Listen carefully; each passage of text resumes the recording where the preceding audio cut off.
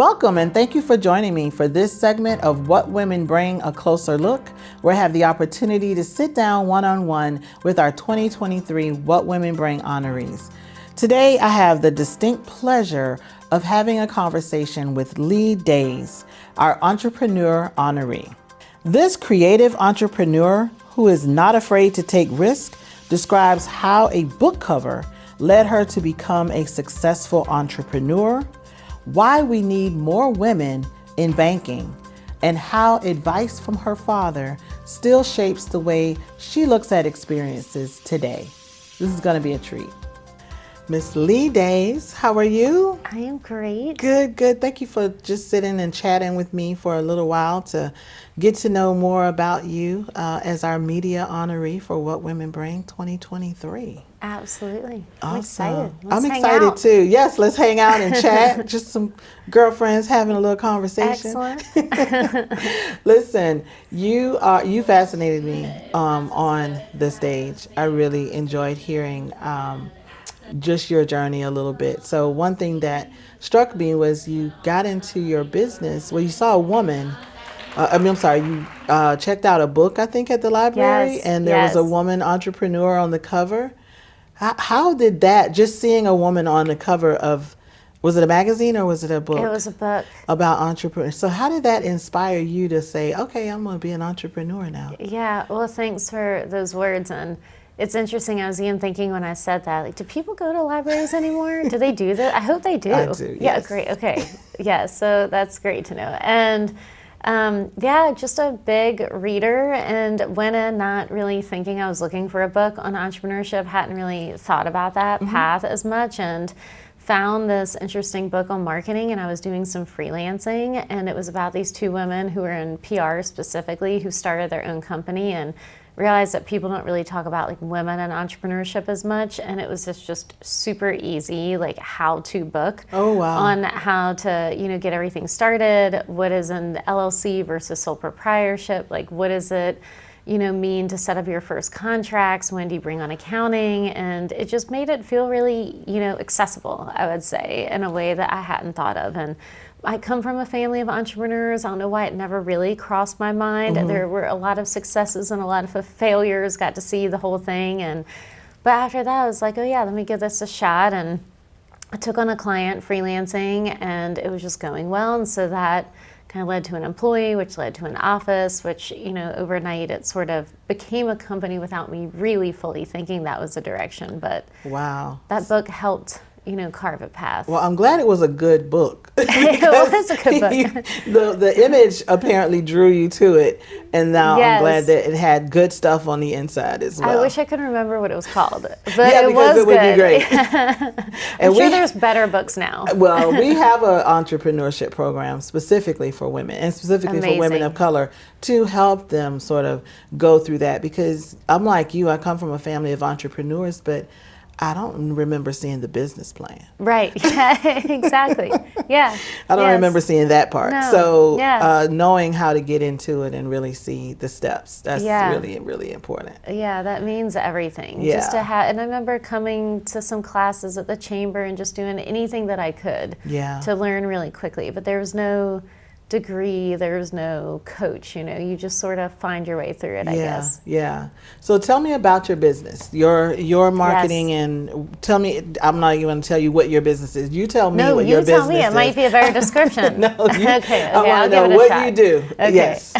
So we are a full service marketing company. So we just meet with businesses, figure out what their overall goals are, what their objectives are that they want to achieve, and then we put together a marketing strategy and plan for them that we can deliver on, and can be anything from public relations and trying to get their name out there, to digital advertising and increasing sales online, branding, helping them build out their design and their brand tone and look and aesthetics. So really just meet them where they are, and we focus a lot on like outdoor active lifestyle, sports, and have a lot of other verticals and services areas that we focus on, but those are a lot of the primary ones, which is just really fun. You know, the Did you just slide into that, or is that because of what you're interested in personally? Yeah, a little bit of both. I had a short career before starting this, and it was more in sports marketing, so that kind of led to the tennis and golf side of our business. And then we acquired a firm a few years ago, then their primary focus is outdoor, so everything from ski brands to fishing equipment to Hydro Flask water bottles, you know, so lots of cool clients that came in with that. Lots of team members, they're crazy passionate about those, you know, different areas as well, and that's been so much fun. They were such accomplished founders and team and companies, so they taught us a lot too. Yeah. So how did COVID affect your business with so much digital, you know, what did COVID do for or not for you? Yeah, that was fun, wasn't it? Yes. Did we all have such a great time? Yes, so much fun. Well, it was day one, we lost just a huge chunk of our business because a lot of it were these big events and festivals that couldn't open. We had a distillery and a brand that we were working on that was about to have a huge launch, and that couldn't open. A lot of the hospitality and lifestyle accounts, you know, couldn't continue doing business, so we had to scale all the way back or completely come out of those accounts for a while. And then on the flip side, with a lot of the outdoor products, especially in active lifestyle, everyone wanted to be outdoors. Everyone wanted to go camping all of a sudden and kayaking and get on their bike, and a lot of the products that we represented, and those sales did really increase. And then some people took a moment to say, well, while we're kind of sitting idle, let's build out our brand, or, you know, really establish like our messaging and our, you know, overall, and get prepared for when this ends.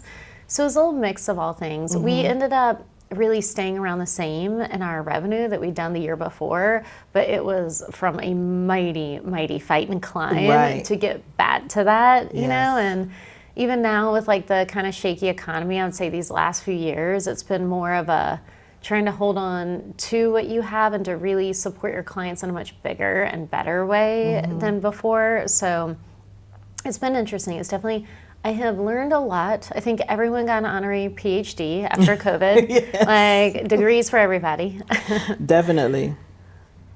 It's been an interesting but good, you know, experience to have learning curves on things that you have to figure out how to overcome those obstacles, and you tighten up and you get better and you kind of get your hustle and your mojo back on really quickly. Yeah, it's interesting how just certain aspects of COVID like worked for some people in some industries and then others. So it's just these peaks and valleys in different areas of your business and having to figure out how to do things differently. Yeah. I would say the positive is definitely that it taught us how to try to slow down and really work with our team members on preventing burnout. And now everyone works remotely. Like at any given time, I have no idea where our team is. Like so-and-so's in Barcelona and so-and-so is in New York and this person's in LA, and they're all so dispersed, and it gives a lot more flexibility. So we really just sort of learned how to loosen up a lot more when it came to our culture and our working style, and not really kind of trying to force anyone into any one style. Come to our office in Charleston if you want, you know, work out of your home. And sometimes people are on the road. We have people working at like public libraries out of their tents, you know, when they're camping. So now it can be anywhere. For me, it's been an increase in productivity. Because people can work differently. Absolutely. So we do the libraries too. We pop in. Great. It is so smart. Libraries are great now. They are. I loved them then as a kid, but now it's like, wow, this is the library. I love it. I feel like this whole thing is just one big PSA for libraries. I think you're right. So being in this digital age, communications, marketing, I just have a question. Do you still write letters on paper? That's a great question. Meaning like, well, or I even can already notes. say no. I wish I did. I'm sorry, I'm not sending anyone a thank you card. I am not doing anything personalized. I know that I should. I'll definitely send you a text. But no, a lot of our team members are still very much wanting to take their notes in a notebook and to-do list, which I totally understand. I do that sometimes too. I really try to do whatever we can to move that into like our AI note taking, you know, for our meetings, and anything that we can like move this electronically. If that's your process, that's great. Yeah. Just on how do we like get that information into the digital world together. I agree. I write a lot of notes at my desk, and then later when I'm like, I wrote it on the back of something. Right. Yeah. Yes. Yeah. And I probably cleaned off my desk and threw that something in the trash. In the trash. Yes. So my to-do list is electronic because it doesn't go away. Yeah. Any systems that you love or programs for your list? I use Excel. Oh yeah, because I can sort things by the date that I said I needed it done, or I can search for names. Excellent. I'm old. I guess that's kind of old school. Old school Excel. Yeah, it's like the new school version of old school. Right. That's fun. Now you said something that I thought was just jaw-dropping about being asked at like from a financial institution, like who's going to sign, like what man is going to sign. Oh yeah. In the like now day and age now, like this didn't happen in the 1800s. Yeah, exactly. This was in 19 yes, something. I'm a time traveler. Wow. That's what we really should talk about today. Yeah. Libraries and time travel. Yes, We'll do that. No, it was definitely recent, and I'm sure every female, you know, has tons of these stories, and you know, I've had great situations with, you know, clients and bankers and everything that have also had some, you know, really challenging and annoying ones. And probably that one that I was referencing is we were going to go purchase this company a couple years ago. We were going to get a business loan, and it was just a really simple loan. And we've been in business almost 20 years. And, you know, I did not think it was going to be that hard to push through. And of course, we found a female banker who got it done immediately. Right. But I did have a male banker asked me in the meeting if I knew what a P&L was and if I could have someone send that over to him or print it for me. Wow. As if I didn't know how to do it myself. I was sitting there with my laptop and I was like, I'm just going to print all these for you right now because I've had access to my QuickBooks since day one. Yes. I have to know how to read these statements or we would fall apart. So even, you know, it might have been innocent, but I have full confidence that if I were a male counterpart, you know, running a company of 35 plus people, that most likely, you know, I wouldn't have been asked that question. And I've had other situations. I had a lawyer ask me after I had to do a deposition for a client. We weren't involved at all. It was just more, you know, giving our account of something. And the elevator on the way, like after, he was like, you know, so who really like is behind your business? Wow. You know, like, did you have like a husband or a father or like, I was like, no, still you just sat and heard me talk for hours. Yes. Like, you know everything now about my world. So that was funny to me that he just couldn't process that was an option. You short-circuited his brain. Yes. Hopefully it like just circuited and went in a new good direction. Hopefully now he's much more aware that these things do exist I want in the this real for world. him. Yes.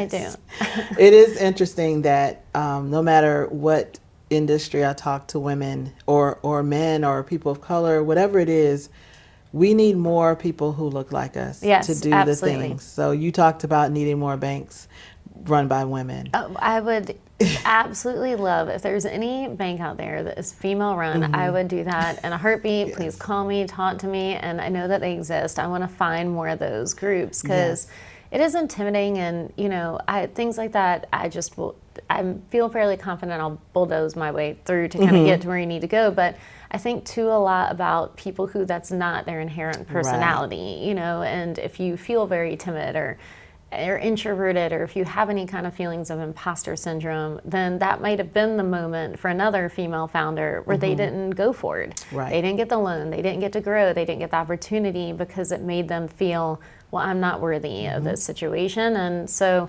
it's less sometimes that it bothers me for me, but it makes me very angry about all the people who potentially went through a similar situation and didn't get to be able to have that next step opportunity. Right.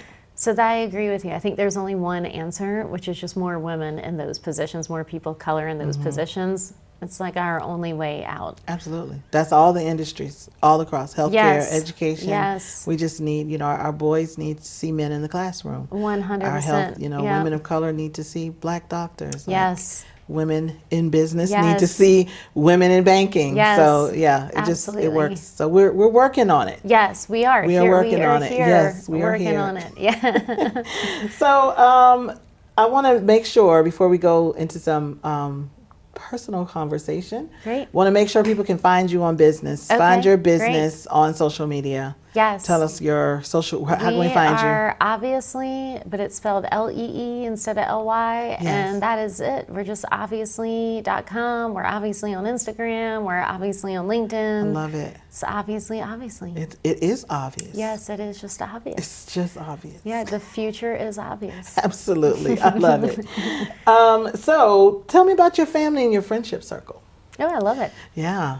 Well, I have a great, big Charleston family that 8 million, it feels like, cousins and family members and all that. And we're all very, very close and do a lot together. And I was raised in a very, like a setting where it was my dad and my uncles and my grandparents that kind of raised me all together as a village as an only child. Oh. And so I just very used to, having this like full circle of people, which I love. And so, kind of like raising my son in like a really similar way for sure. And lots of just great friends of, I think like about maybe 5 years ago, I remember writing in my journal. That is when I do pen to paper.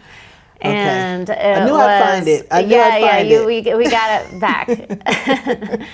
Just I wanted stronger female friendships, but of women who are really, like doing really interesting things that they're very passionate about. And I think on my female friendships, they're, women in politics or running companies or doing amazing things with, nonprofit and activism. And I'm just so inspired by that. I think that really has changed a lot of just my confidence and work and life and everything is having more of that, circle, I would say, around. I love it. It's been great. And our team is awesome. We're really supportive of each other. And we really work a lot on our own communication and connection. And everyone's just, super reliable. That no matter what goes on in your world, like they are there, they're going to have your back, whether it's in or outside of work, which has been so great. Yeah, that's important. Reliable. That's a good foundation for a great team. Right, yeah. I mean, I can teach you how to do the things. Yeah. But I can't teach you how to be reliable. Yeah, I was That's reading. just who you are or not. Yeah, something the other day that was like, we really think about all the things that make people successful and all the things that make us happy. And it's really, if you could just go down to being reliable and consistent. Yes. And that beats all the other things. It beats being determined. It beats, having inspiration. It's like, no, just be reliable, just show up. Yes. And then just keep showing up. Yes. I can count on you. Yeah, and you count, everyone can count on you, you can count on yourself. That's the formula in my mind. So I heard somewhere, and I've adopted this, that I don't really believe in like the work-life balance. I think it's more like work-life integration. Yes. Because there's the balance is like sometimes the scales are way off. Yes. And sometimes they're good and sometimes they're off the other way. So how do you integrate work, life, friends, family? How do you take care of yourself? Yeah, it's great. I'm huge on self-care. I definitely believe we all need to do our own oxygen mask first. And so, it's definitely something I prioritize. Like even with our team, we encourage each other, like if you have a therapy appointment, don't put appointment, just put therapy, make it more comfortable for someone else to go do that. So try to have a culture where we're all supporting, take a mental health day when you need it and, travel, do whatever it is. So big on that for sure. And I agree. I think everything's just fluid, that balance to me is more that, we're trying to, like you say, get the scales kind of perfectly centered, and then you're going to be frustrated because like nothing ever feels like that. I think for me, it's just more, do I feel like I'm fully present,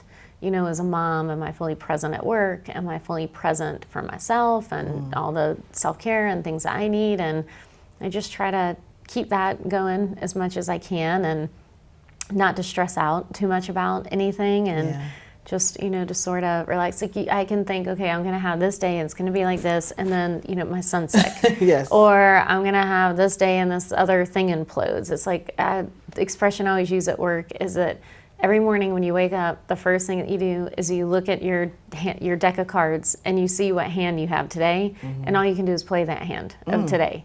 Because whatever you're planning on yesterday or whatever you're trying to get to tomorrow, now we have here's a new hand. What are we going to do about it? Like now, how do we play this? You can only play the hand you're dealt. I like that. Yeah, exactly. And that is true. Yeah. I can't play your hand for you. No, yes. And you can't play mine. No. Here it is. Yes. I hope we're in like one of those games where you can put in a sucky card to get a better card. Yes. So like maybe there's some of those moments. And I don't want those cards. That's when you have reliable people around. Yes. That's your that's your ace card. You're like, this person's reliable. I can call on this person to do this. Yeah. So do you have like a go-to ritual or thing that you do when you're like really frustrated and you kind of feel yourself maybe going off the rails? Do you have like a go-to? I just walk away if I can, if I find myself getting like riled up in any way, I try to just gal situation for a minute. Yeah. And I love an expression that like non-action is an action. So sometimes I choose non-action as my action to mean just that this isn't the right moment for us to move forth with any decision. Might need to just like sit and kind of wait for experience to bring in intuition and then get to that right decision when it feels ready. So sometimes if I feel myself kind of trying to push through a decision out of ego or desire or, being overly ambitious on something and just wanting to push it through and it doesn't feel right, then I have to try to pull myself back and be like, I think we just need to sit, this one out for a second. Non-action is an action, yes. And it frustrates some people. Oh, when yeah. You just shut, and then it's like, see, I didn't even have to say anything. Yeah. But I got you. Right, yeah. And a lot of people take it, I think, sometimes as being passive or indecisive. But to me, it's one of the most decisive things you can do because it's a hard thing to tell people, I'm not going to make this decision just yet because the right answer isn't in front of us yet, so I think I like it. I'm actually going to start doing that more and saying that more, inspired by today. Awesome. Yeah, so thank you for giving me a better card today. I love that. I love that I could do that. Yeah, thank you. By accident. Yeah, yes, this worked. What would you say has been some of the best advice that you've received, whether it was personal or professional? I need a better go-to for this one. I always held on to this one expression that my dad said when I was going to college, which was, don't let your academics interfere with your education. And I like that if you just like apply it to life, I can take it in the course of like not letting any course of action that you think you're supposed to take, or like this is what everyone expects of me in this phase of my life, or this is what society says we do next, or this is what in the business world you do next, and kind of coming out of that and just thinking about like what I want my overall education to be, what I want my overall experience to be, and kind of just tuning out everyone and everything else. And I think the more we get kind of connected to what we want as individuals and as a team and as a company, then the more like abundance of all those great things like comes in, but it's easy to go back to like a business plan or, when I got my master's, I didn't get my master's, by the way, but it said to do this and that, or, my parents said, or, and so I just trying to kind of take in all the opinions, like love feedback, want to hear all like the best ideas, but then also just kind of centering into what I want that experience to be. Yeah, I like that. So what about terrible advice? Oh my God. People are full of it. Yeah, I was like, I definitely felt, and it was more just like the entrepreneurial community when I was getting started, and not coming from one specific person, though there were like some friends and coaches that I had seen be successful.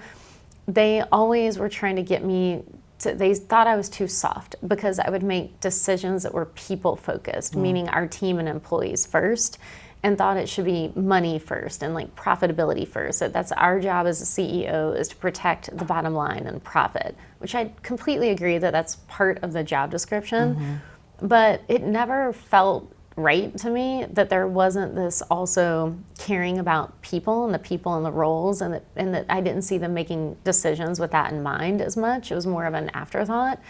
So I never took that advice. I went kind of my own way and sort of tried to figure out. Now I have so many people and mentors, especially after COVID. There's so much more about how to create like healthy culture and, you know, the importance of, you know, your team members feeling like they have great well-being at the workplace. So lots of role models for that now. But at the time, I was like, is it going to be just me? Yeah. Like, it's just me. Like, I care. I'm going to make these decisions over here. But all my kind of mentors and friends in that world at that time were like, you're just doing this all wrong. And I was like, this is just really working for me though, you know, but I think that was bad advice. I hope they're not out there saying that to anyone else. I know. Yeah. Yes. Yes. Hopefully they learned. Hopefully you've changed many people's minds as you've come across them. Yeah. You circuit them in a different direction. Yes. I think your whole doing it your way, that's like a common theme I'm hearing you say, that you continue to do things that would make sense and feels good for you. Yes. And it seems to be working. I'm very resistant to like authority and doing things just because. Like, there's nothing I hate more than when we're like, why are we doing this way? Because this is the way we've done it, or it's the way so-and-so does it. Like, again, like, why? Why? I don't understand. I do not understand.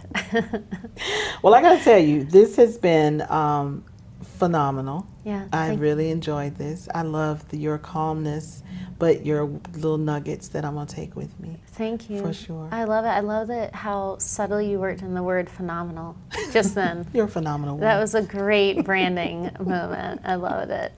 Thank you. This has been so great. I've loved getting to know more just about like you and the program and all the incredible things y'all are doing for like women and female entrepreneurs, and love that event so much, and the energy and just also the open discussions with the panels. A lot of the times those things can be very kind of formulaic, and so nice to be like, let's just like really connect with people and hear some real stories. Awesome. Well, I'm glad that is what it came across, because that's what we wanted it to be. Yes. Just organic conversation like this one. We just want to talk and know what you think, feel, believe in, frustrated by, has been, you know, a success for you. This is great. This has like been free therapy, so thank you. I'll send you a bill. Okay. It's not free. It's fair. That's fair. No, I'll call on you for something, for sure. Great. Absolutely. As you should. Thank you again. Yeah, this was great. Thank you.